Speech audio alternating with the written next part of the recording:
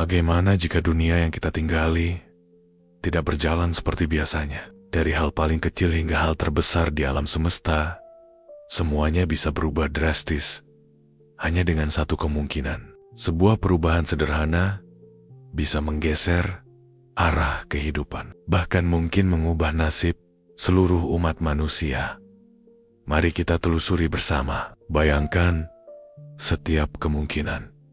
Dan ikuti perjalanan ini sampai akhir. Karena mungkin saja jawaban dari pertanyaan itu akan mengubah cara kita melihat dunia. Pernahkah kamu duduk sendirian di kamar? Lampu sudah dimatikan, dan tiba-tiba kamu merasa seperti ada yang memperhatikanmu. Padahal ketika kamu menoleh, tidak ada siapa-siapa. Ruangan tetap sama, sepi, kosong, namun perasaan itu begitu nyata. Pertanyaannya adalah, apakah itu hanya perasaan kita? Atau benar ada sesuatu yang tidak terlihat sedang menemani? Sejak dulu, manusia selalu bergulat dengan pertanyaan ini.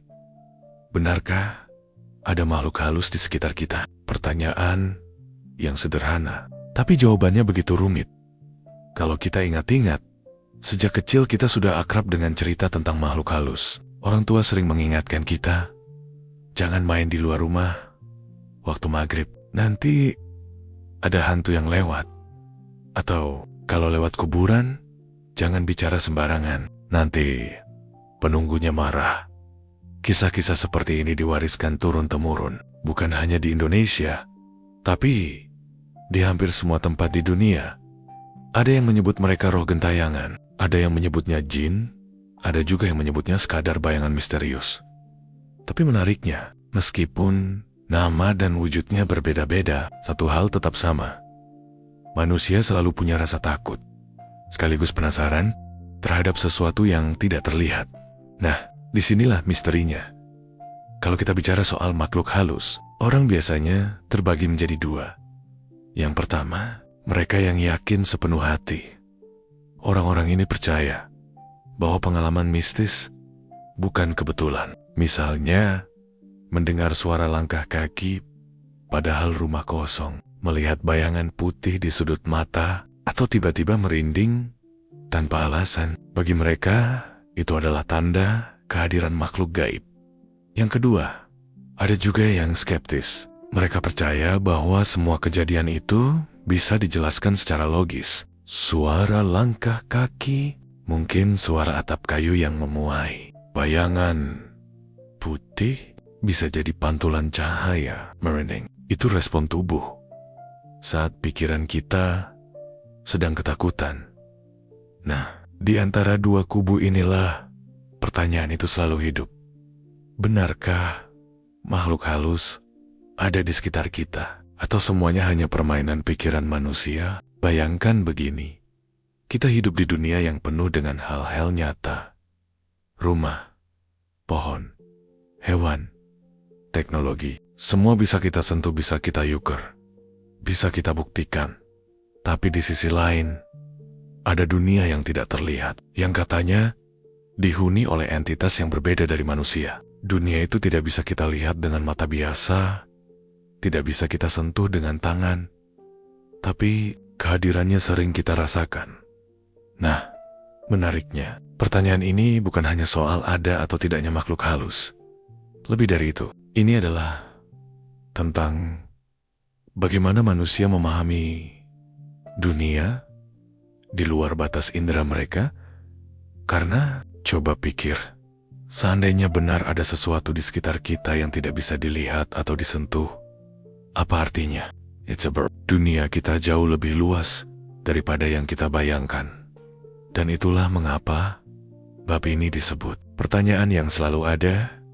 Pertanyaan tentang makhluk halus tidak pernah punya jawaban tunggal, tidak pernah selesai dibahas.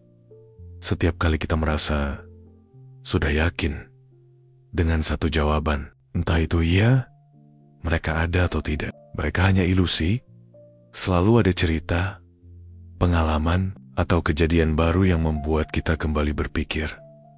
Seakan-akan alam semesta ingin mengingatkan kita Manusia, jangan terlalu cepat merasa tahu segalanya. Masih ada banyak misteri yang belum bisa kau pahami. Jadi, benarkah ada makhluk halus di sekitar kita? Itulah pertanyaan yang akan kita telusuri dalam perjalanan panjang ini. Kita akan melihat bagaimana manusia sejak ribuan tahun lalu berbicara tentang makhluk tak kasat mata. Kita akan menelusuri apa kata sains, apa kata psikologi, hingga apa kata agama dan budaya. Karena untuk menjawab pertanyaan besar ini, kita perlu menggali lebih dalam.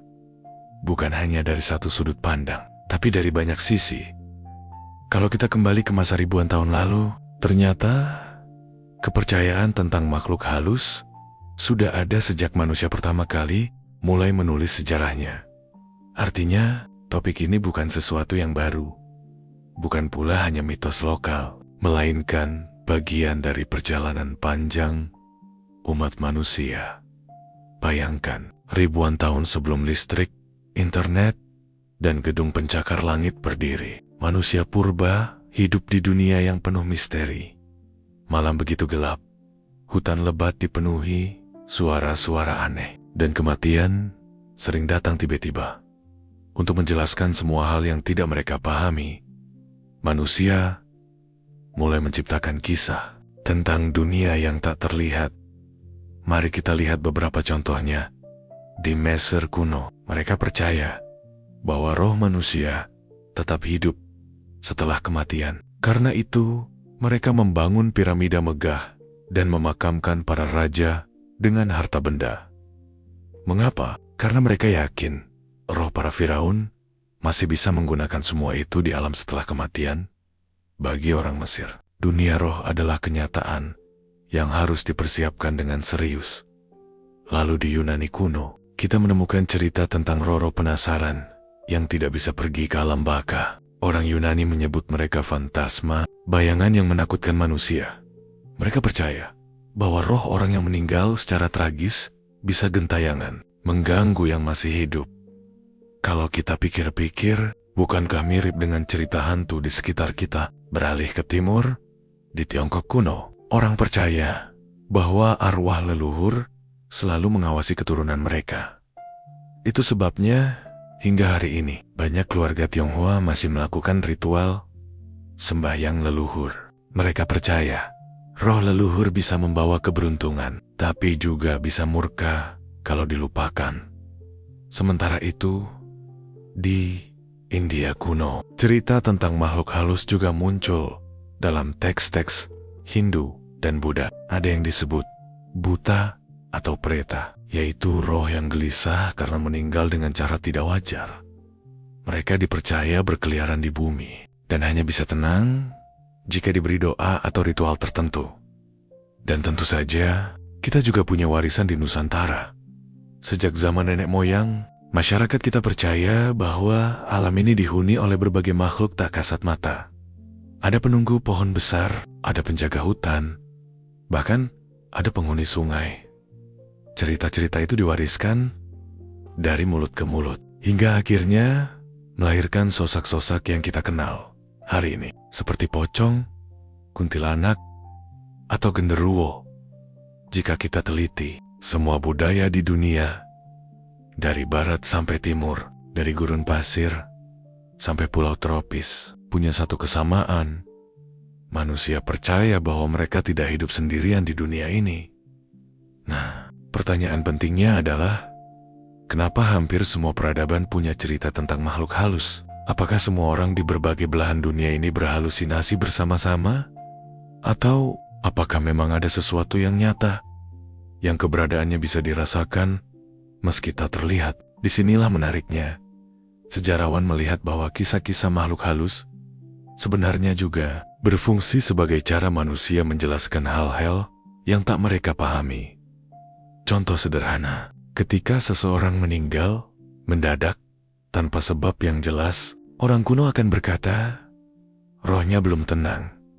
Padahal kita sekarang tahu, mungkin itu karena penyakit jantung atau infeksi yang belum bisa dijelaskan pada masa itu. Dengan kata lain, cerita tentang makhluk halus bukan sekadar dongeng, tapi juga cermin dari keterbatasan pengetahuan manusia pada zamannya. Jadi, dari Mesir sampai Nusantara, dari Yunani sampai Tiongkok, manusia selalu menyisakan ruang untuk percaya pada sesuatu yang tak kasat mata. Seakan-akan ada kebutuhan dalam diri kita untuk meyakini bahwa hidup ini tidak hanya berakhir di dunia yang terlihat. Coba bayangkan, kita sedang duduk di sebuah ruangan. Kita merasa ruangan itu sepi, tenang, dan biasa saja. Tapi tahukah kamu, sebenarnya ruangan itu penuh dengan gelombang yang tidak bisa kita lihat. Ada gelombang radio yang membawa siaran musik, ada sinyal wifi yang menghubungkan ponsel ke internet, ada radiasi cahaya ultraviolet dari matahari.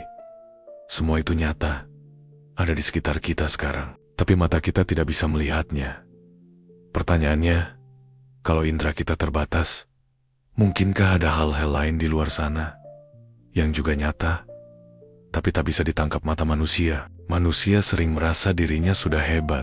Kita bisa mendengar musik, melihat warna-warni, dan merasakan sentuhan. Tapi, faktanya, kemampuan indera manusia sangat terbatas. Mari kita bandingkan dengan makhluk lain, seeker and gang. Misalnya, bisa mencium bau yang sama sekali tidak bisa kita rasakan. Bahkan anjing pelacak bisa menemukan orang hilang hanya dengan mengikuti jejak aroma. Seekor kelelawar bisa melihat dengan mata suara menggunakan sistem sonar, dan lebah mereka bisa melihat cahaya ultraviolet, sesuatu yang sama sekali tidak bisa ditangkap oleh mata manusia.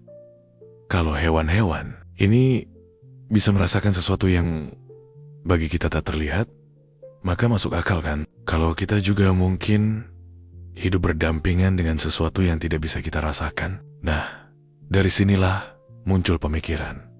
Mungkin makhluk halus ada di dimensi yang berbeda, atau berada di frekuensi yang tidak bisa ditangkap oleh indera manusia.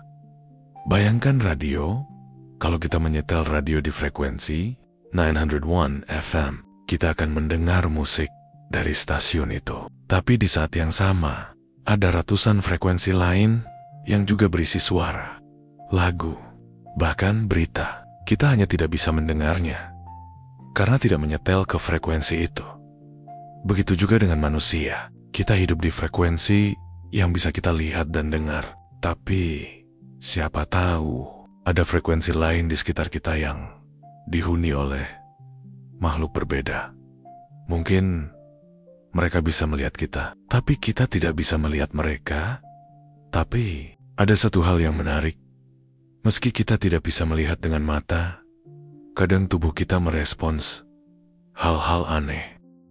Contohnya, pernahkah kamu tiba-tiba merinding padahal udaranya tidak dingin? Atau merasa ada yang lewat di belakangmu, tapi ketika menoleh, ternyata kosong? Ilmu psikologi menyebutnya sebagai sense of presence. Perasaan seakan-akan ada sosok lain di sekitar kita.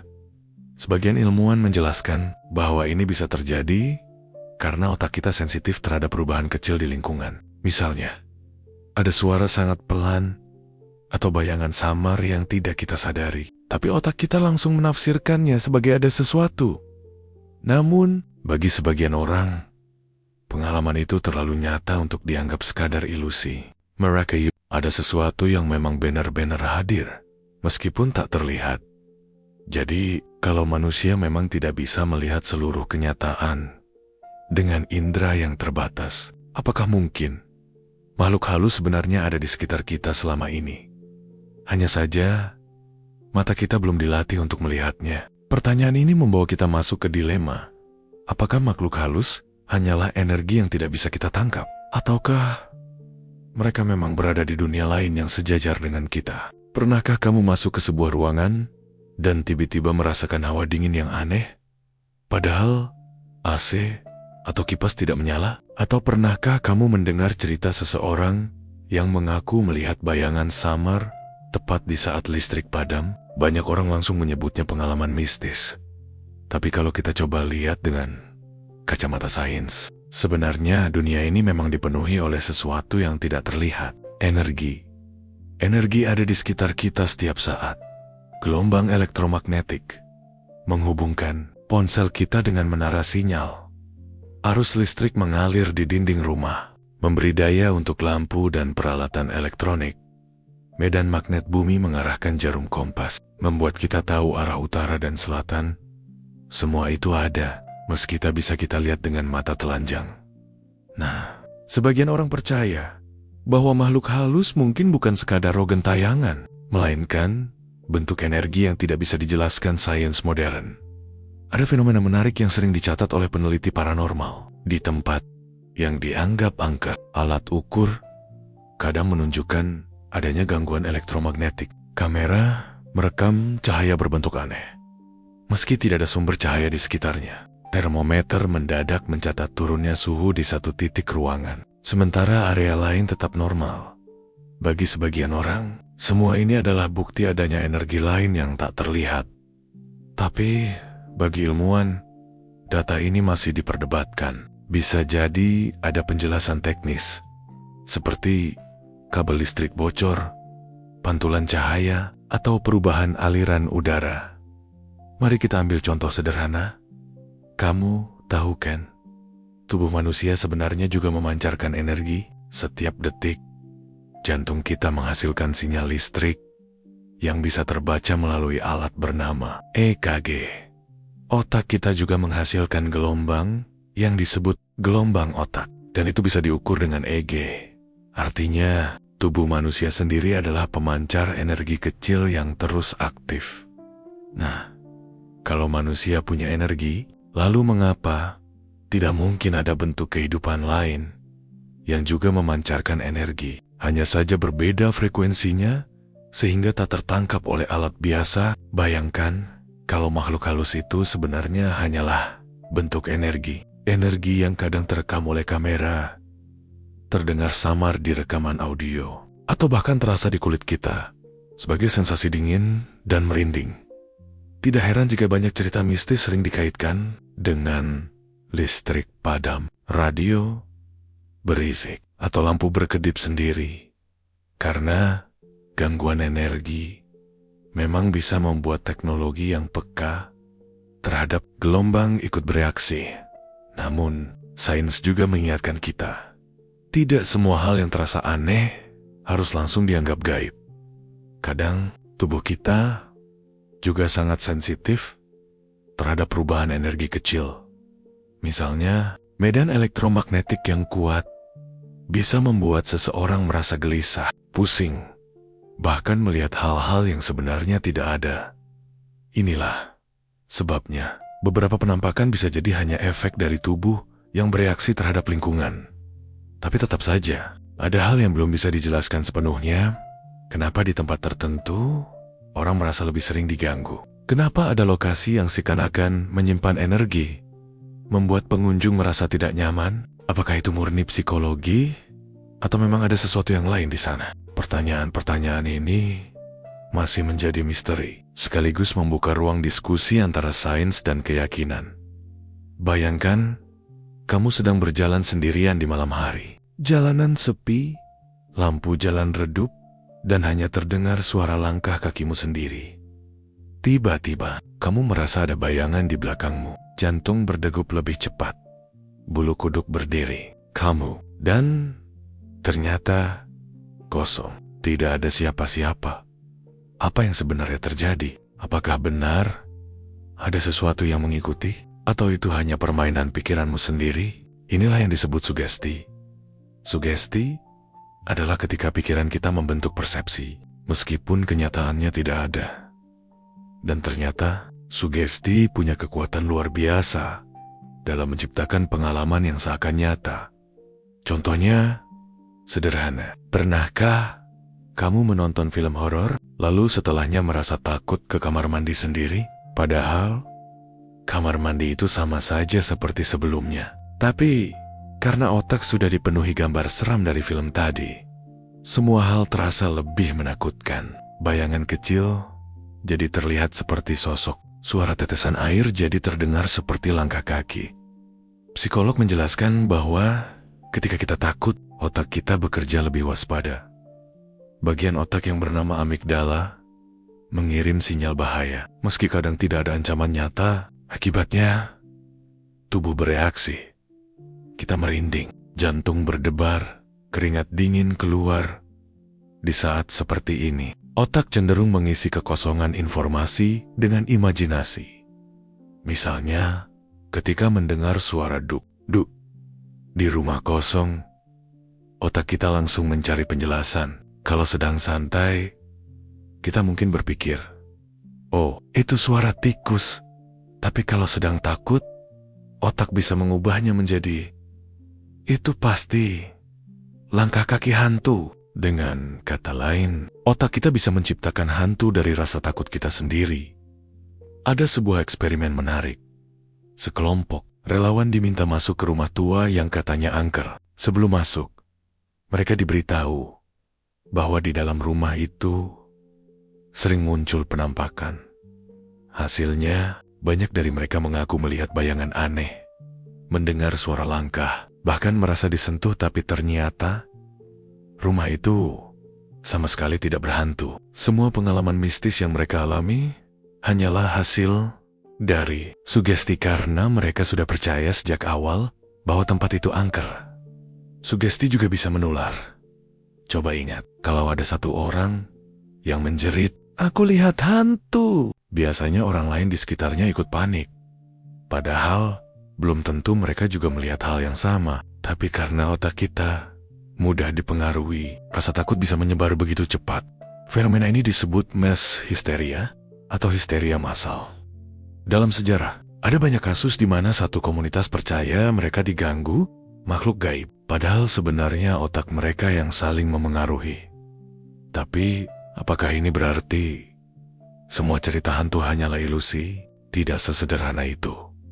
Betul, banyak pengalaman bisa dijelaskan dengan psikologi, tapi tidak semua kasus bisa dibantah dengan logika sugesti. Ada pengalaman yang begitu detail, konsisten, dan dialami oleh banyak orang berbeda di waktu berbeda.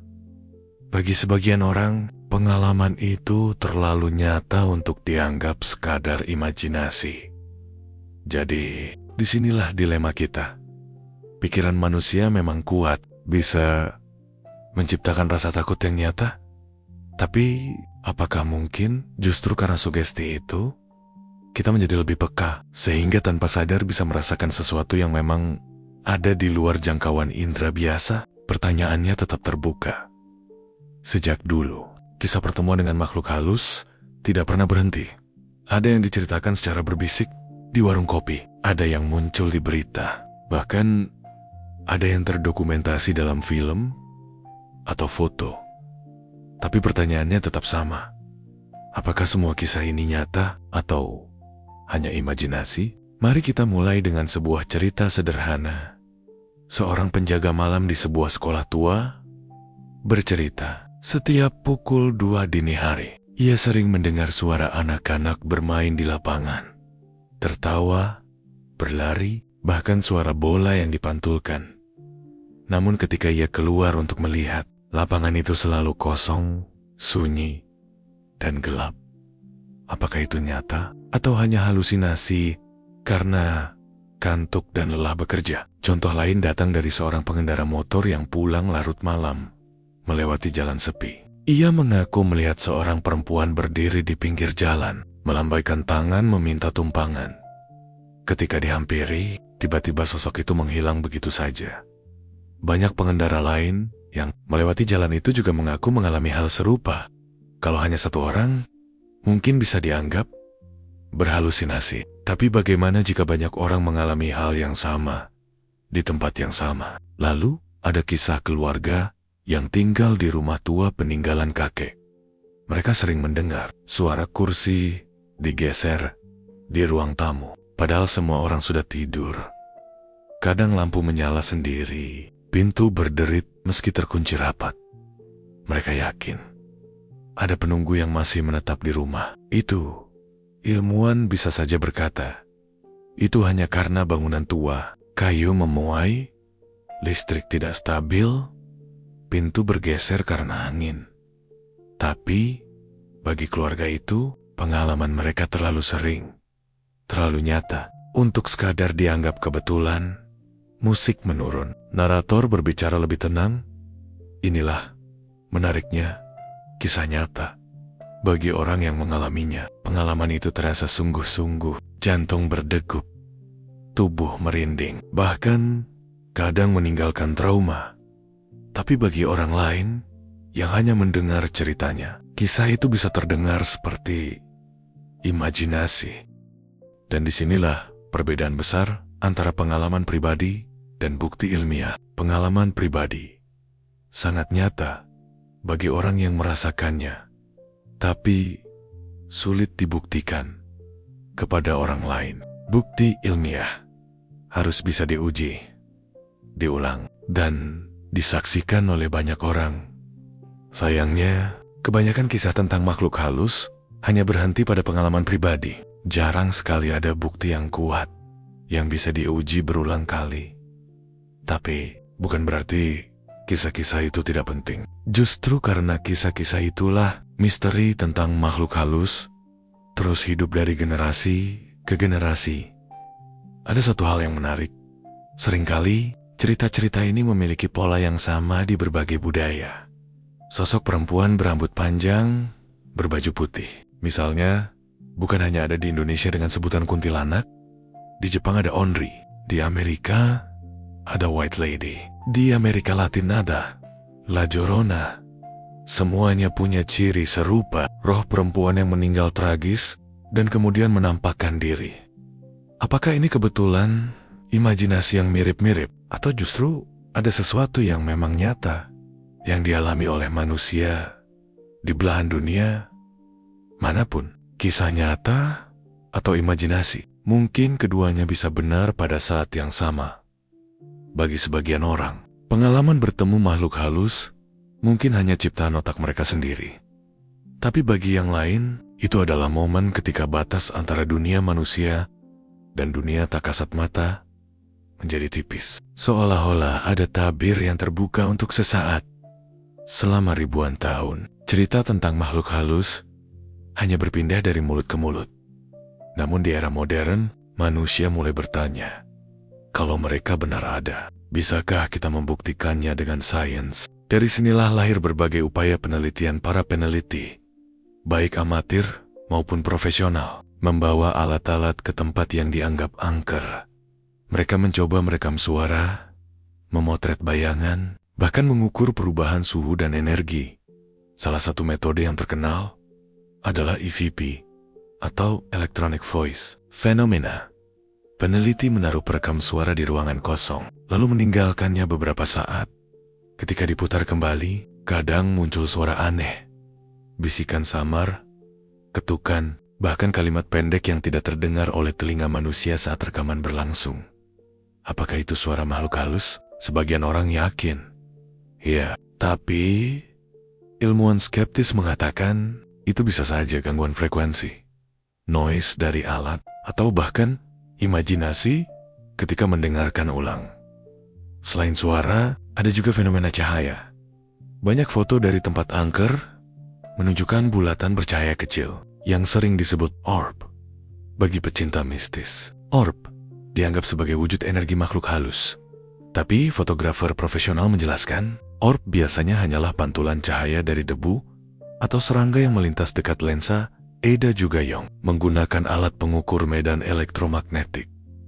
Menariknya, di beberapa lokasi yang disebut berhantu, alat ini menunjukkan lonjakan gelombang yang tidak wajar. Bagi peneliti paranormal, ini tanda ada energi tak kasat mata. Namun ilmuwan menjawab, lonjakan itu bisa saja berasal dari kabel listrik yang bocor atau peralatan elektronik di sekitar. Dari sini kita melihat setiap bukti mistis hampir selalu punya dua sisi. Satu pihak menganggapnya tanda kehadiran makhluk halus, sementara pihak lain mencari penjelasan logis, dan perdebatan ini tidak pernah selesai. Tapi ada hal menarik yang tidak bisa diabaikan. Meskipun banyak bukti bisa dijelaskan secara teknis, tetap saja ada kasus-kasus yang membingungkan. Misalnya, rekaman suara yang jelas menyebut nama seseorang, padahal tidak ada orang lain di ruangan itu. Atau foto yang menampilkan sosok manusia di belakang, padahal saat dipotret ruangan kosong. Apakah semua itu hanya kebetulan? Atau memang ada sesuatu yang tidak bisa dijelaskan oleh sains saat ini? Para ilmuwan sendiri sebenarnya terbuka pada kemungkinan. Bukan berarti mereka langsung percaya pada hantu, tapi mereka menyadari sains belum tentu bisa menjawab semua hal. Banyak fenomena dulu dianggap mistis, tapi kemudian bisa dijelaskan seiring kemajuan ilmu pengetahuan. Contohnya, gerhana dulu dianggap pertanda roh marah, tapi sekarang kita tahu itu hanya pergerakan benda langit. Jadi, bisa saja suatu hari nanti, apa yang kita sebut makhluk halus juga akan mendapat penjelasan yang lebih masuk akal. Namun, ada juga kemungkinan sebaliknya, bahwa memang ada dunia lain yang tidak bisa sepenuhnya dijelaskan dengan sains. Sebuah ruang misteri yang hanya bisa dipahami lewat keyakinan, spiritualitas, atau pengalaman pribadi. Sejak awal peradaban, manusia bukan hanya bertanya, apakah makhluk halus itu ada, tetapi juga mengapa mereka ada. Pertanyaan ini membawa kita pada ranah yang lebih dalam. Agama dan kepercayaan. Setiap agama besar dan hampir setiap budaya di dunia memiliki caranya sendiri dalam menjelaskan keberadaan makhluk tak kasat mata. Mari kita mulai dari yang paling dekat dengan keseharian kita. Islam. Dalam ajaran Islam, keberadaan makhluk halus sangat jelas disebutkan. Ada jin yang diciptakan dari api, hidup di dunia yang sejajar dengan manusia. Ada yang beriman, ada pula yang menyesatkan. Selain itu, ada setan dan iblis, makhluk yang tugasnya menggoda manusia untuk berbuat salah.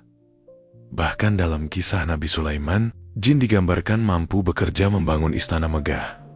Dengan demikian, dalam Islam, makhluk halus bukan sekadar cerita rakyat, melainkan bagian dari keyakinan yang diakui. Sekarang kita bergeser ke Kristen.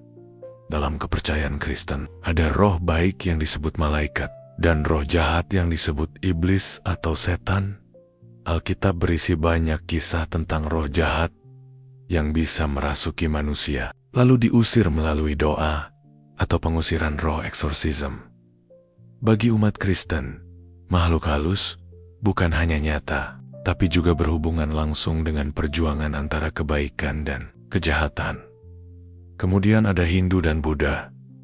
Dalam kepercayaan Hindu, dikenal berbagai lapisan alam yang dihuni oleh makhluk berbeda.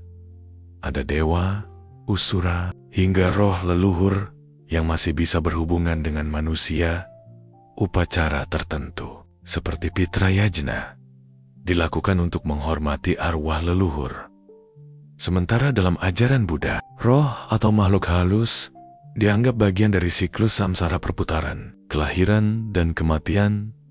Ada roh yang masih terikat karena keinginan atau karma, disebut preta. Mereka sering digambarkan sebagai makhluk lapar yang tidak pernah puas. Kita juga tak bisa melupakan kepercayaan tradisional Nusantara.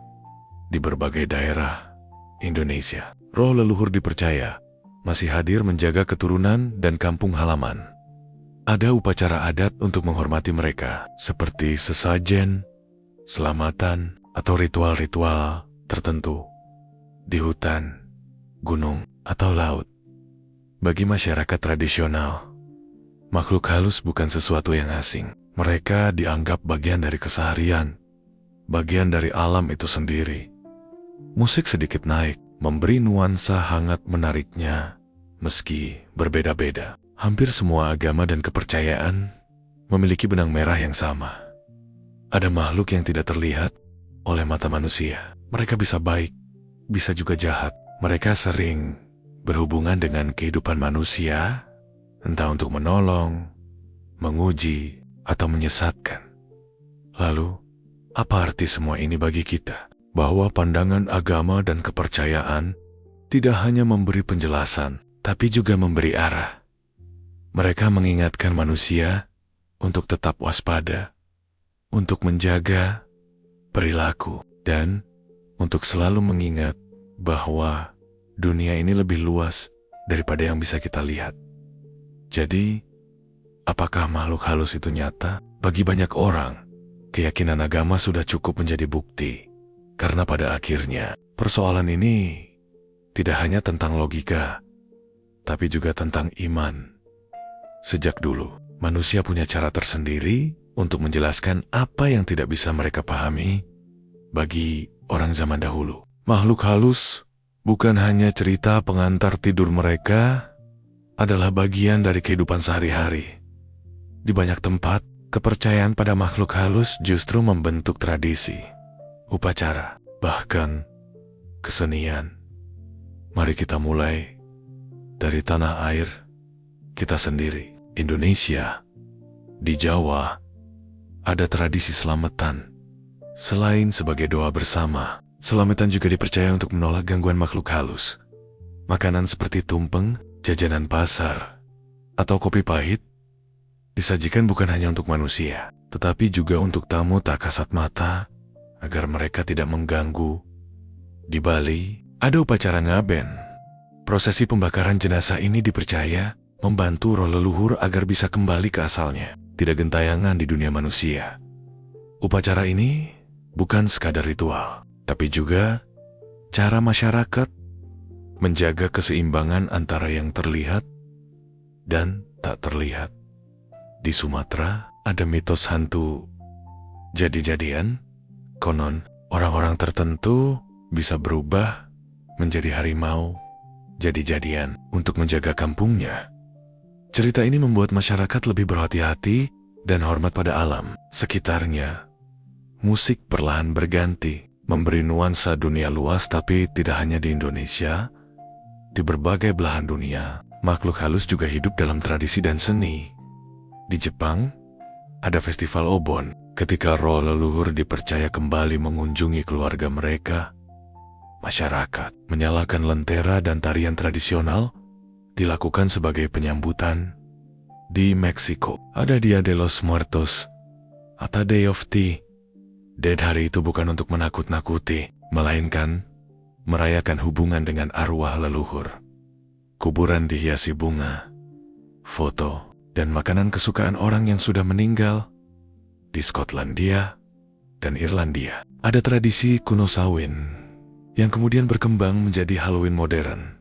Masyarakat percaya pada malam itu, batas antara dunia manusia dan dunia roh menjadi sangat tipis. Topeng dan kostum digunakan untuk menyamar agar roh tidak mengenali dan mengganggu mereka. Menariknya, meskipun tradisi-tradisi itu berbeda, ada benang merah yang sama.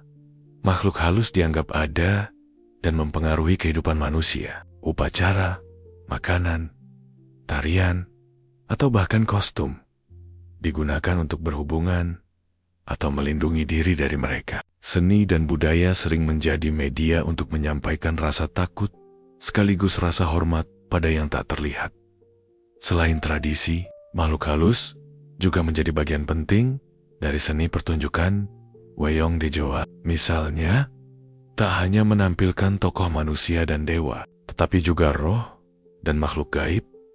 Cerita rakyat tentang kuntilanak, genderuwo, atau tuyul diwariskan lewat dongeng yang diceritakan dari generasi ke generasi. Bahkan hingga hari ini, film horor, cerita mistis, dan konten misteri tetap laris. Itu membuktikan satu hal, makhluk halus sudah menjadi bagian dari imajinasi kolektif manusia. Mereka hidup dalam cerita, dalam seni, dan dalam budaya kita sehari-hari. Jadi, apakah makhluk halus benar-benar nyata? Atau mereka hanyalah simbol, cerminan dari rasa takut dan rasa hormat manusia terhadap hal-hal yang tidak bisa dijelaskan? Mungkin jawabannya ada di tengga-tengga. Tradisi mengajarkan kita bahwa entah nyata atau tidak, kisah tentang makhluk halus membantu manusia menjaga hubungan dengan leluhur, alam, dan sesama. Sejak awal kita bertanya, benarkah ada makhluk halus di sekitar kita? Kita sudah menelusuri cerita rakyat, pengalaman nyata, penelitian ilmiah, hingga pandangan agama dan tradisi. Namun, satu hal tetap sama. Tidak ada jawaban tunggal yang bisa memuaskan semua orang. Bagi sebagian orang, keberadaan makhluk halus adalah kenyataan. Mereka pernah melihat, mendengar, atau merasakan langsung kehadirannya. Bagi yang lain, itu hanya permainan pikiran, halusinasi, atau sekadar sugesti dari cerita yang didengar sejak kecil. Sains berusaha menjawab dengan data dan logika, agama, dan kepercayaan, memberi penjelasan lewat iman dan keyakinan, budaya, dan tradisi, merangkul misteri ini sebagai bagian dari kehidupan. 3 jalur yang berbeda, tapi semuanya mengarah ke pertanyaan yang sama. Apakah manusia benar-benar sendirian di dunia ini? Atau ada yang lain di sekitar kita yang tak terlihat oleh mata? Mari kita kembali sejenak ke hal paling sederhana. Rasa takut. Mengapa kita takut ketika berjalan sendirian di malam gelap? Mengapa bulu kuduk merinding ketika mendengar suara aneh di rumah kosong? Apakah itu hanya reaksi tubuh karena otak merasa terancam? Atau tanda bahwa memang ada sesuatu yang lebih besar dari sekadar logika? Narator menurunkan nada suara. Musik perlahan misterius kembali. Mungkin jawabannya tidak bisa kita tentukan sekarang. Mungkin memang ada makhluk halus yang hidup berdampingan dengan kita, menjaga jarak tapi sesekali menampakkan diri. Atau mungkin semua hanyalah bayangan dalam pikiran manusia, tercipta dari rasa takut, budaya, dan cerita yang diwariskan turun-temurun. Namun, justru disitulah letak keindahannya. Misteri yang tidak terjawab membuat hidup manusia lebih berwarna. Kita belajar untuk rendah hati, untuk menyadari bahwa tidak semua hal bisa dijelaskan, dan tidak semua hal harus dimengerti dengan tuntas. Jadi, benarkah ada makhluk halus di sekitar kita? Jawabannya ada pada diri kita masing-masing. Bagi yang percaya, keberadaan mereka adalah pengingat bahwa dunia ini luas, penuh hal gaib yang harus dihormati. Bagi yang tidak percaya, kisah-kisah tentang makhluk halus tetap berharga sebagai warisan budaya, sebagai cermin rasa takut dan imajinasi manusia.